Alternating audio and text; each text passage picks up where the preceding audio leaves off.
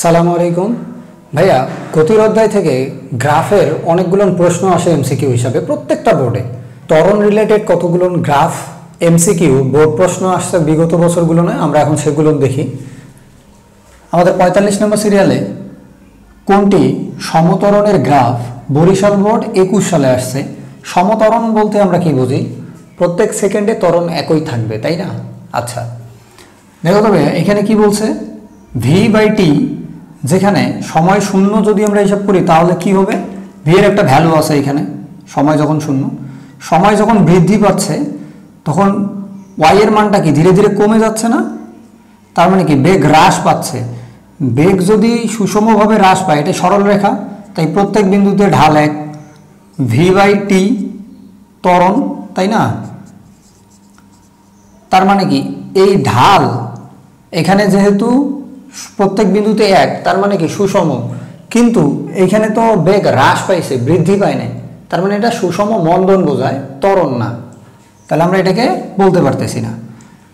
খ নম্বরে দেখো তো ভাইয়া, v/t যেখানে ভি স্থির, কারণ সময় বৃদ্ধি পেলেও ভি একই বিন্দুতে আছে, উপর নিচে যায় নাই, তাই না? আচ্ছা এখান থেকে প্রত্যেকটা ওয়াই সমান, তার মানে এটা সমবেগ, ঠিক আছে, সমবেগ। এই ক্ষেত্রে ত্বরণ কিন্তু শূন্য।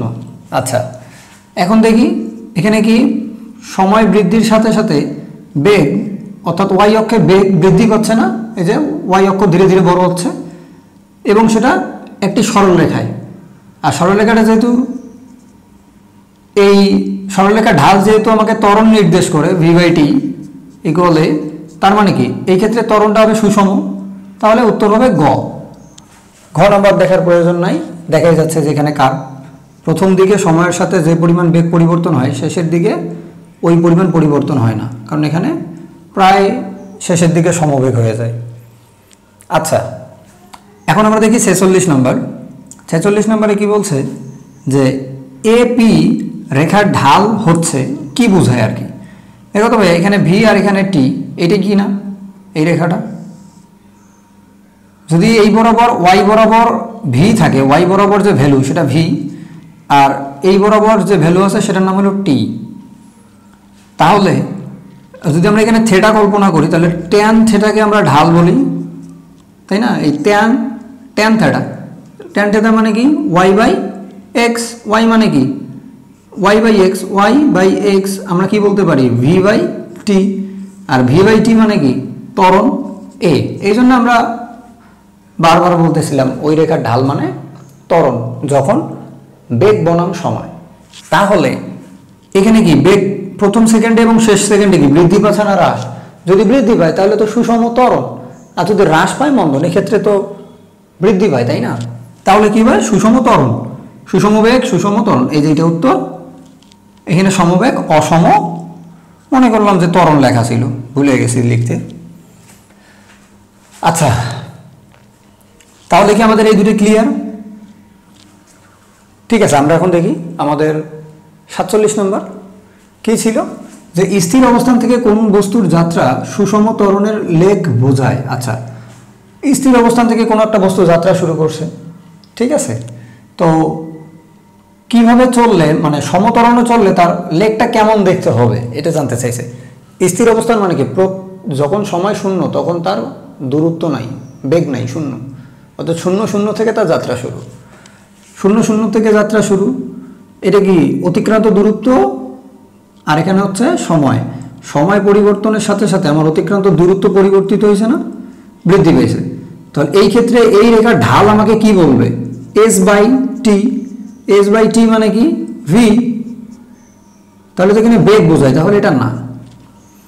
দেখো তো ভাইয়া এই ক্ষেত্রে আগে থেকেই একটা বেগ আছে, শূন্য বিন্দুতে একটা বেগ আছে, না স্থির থেকে যাত্রা শুরু হয় নাই, ওটা দেখবই না।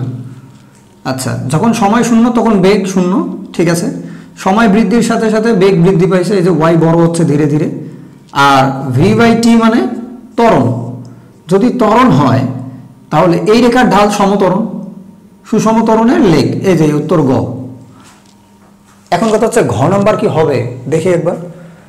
আচ্ছা এখানে ছিল v/t, দেখো তো ভাইয়া যদিও 0 সময় এইটুক জায়গায় পরিবর্তনে বেগ এখানে ছিল অল্প একটু, কিন্তু এইখানে খুব সামান্য পরিবর্তনে বেগটা চলে আসছে এইখানে। কত বড় দেখছো ভাইয়া? তার মানে কি এইটুক সময় আর এইটুক সময়ে বেগের পরিবর্তন অনিয়মিত, সমভাবে না, পরিবর্তনটা অসম, তার মানে এটা অসম ত্বরণ। এরকম আমার শুধু অ্যান্সারটা খুঁজে বার করলাম তা না, অন্যান্যগুলো যদি আমি প্র্যাকটিস করি তাহলে নিজের দক্ষতা বাড়বে। ঠিক আছে? আচ্ছা, আমরা এখন আমাদের 48 নম্বর দেখি। লেখটি কি প্রদর্শন করে? এই যে আমার একটা চিত্র দেয়া আছে, এই চিত্রটা আমার কি বোঝায় আমাকে? ভাইয়া দেখো তো, এখানে যখন সময় 0 সেকেন্ড তখন বেগ কিন্তু একটা ছিল, কারণ বেগের তখন একটা মান আছে এই পর্যন্ত। এখানে ওয়াই না, ওয়াইয়ের তো একটা ভ্যালু আছে। সময় পরিবর্তন মানে সময় যখন বৃদ্ধি পাচ্ছে এইদিকে, তখন বেগের মানটা কি ধীরে ধীরে ছোট হচ্ছে না?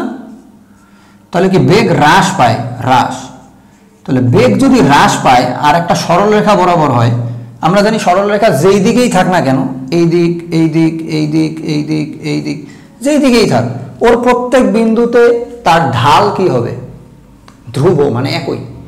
তাহলে বেগ হ্রাস পাচ্ছে এবং প্রত্যেক বিন্দুতে ঢাল এক, আর বেগ বাই সময়ের ঢালকে আমরা কি বলি? ত্বরণ, ভি বাই টি। তাহলে কি হবে? প্রত্যেক বিন্দুতে ত্বরণ এক এবং বেগটা সুষমভাবে হ্রাস পায়। তা সুষমভাবে হ্রাস পেয়ে যে ত্বরণ ঘটে তাকে মন্দন বলে না? হ্যাঁ, বেগ হ্রাসের হারকে, যদি বেগ হ্রাসের হারকে আমরা মন্দন বলি, আর যদি সুষম হয় তাহলে সুষম মন্দন। তাহলে আমাদের কোথায় উত্তর হবে ভাইয়া? ক, সমত্বরণ, সমবেগ, সুষম বেগ, সুষম মন্দন, এই যে ঘ উত্তর। কেমন হয়েছে বলো? যদি ভালো লাগে তাহলে লাইক করবে, আর যদি কিছু শিখে থাকো তাহলে কমেন্টে অবশ্যই জানাবে। অবশ্যই সাবস্ক্রাইব করতে ভুলবে না। লিংক পাবে কমেন্টে এবং ডেসক্রিপশনে, সেখান থেকে ফুল ভিডিও দেখে নিতে পারো। আল্লাহ হাফেজ। Please subscribe, like, comment and share.